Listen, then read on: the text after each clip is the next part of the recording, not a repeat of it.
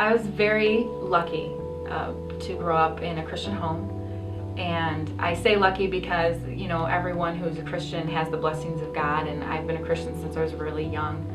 But I feel like beyond that, I just was lucky to have kind of an easy life. You know, I had good parents who brought me up in the church, and I found a husband who also had good parents who brought him up in the church, and we were strong Christians, and we had total faith in God and really treasured our relationship with God and our relationship with each other. And so, you know, my life's been very, what I would consider smooth and full of lots and lots of plans, because I'm a planner, and full of plans that I've been able to have come to fruition. You know, every time I decide to do something, I plan for it, and I would be able to eventually have it come to pass.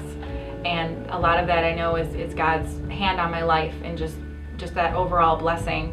But sometimes I just think, you know, I was lucky, you know, because there's a lot of Christians who have rougher lives than I do. So it's luck on top of it that God has given me that. And I think what was really hard for me is because I'm a planner, is when things went wrong. I went on vacation with my in-laws, and we went down with my daughter, and we were in Florida. And while I was down there, I got a call from my mom, and it was one of those calls that you knew when you got the voice message that something was really wrong. So I assumed that one of my grandparents had passed. They're very elderly, and so I was really sad even before I got on the phone with her. And when I called her, she said that John's been murdered.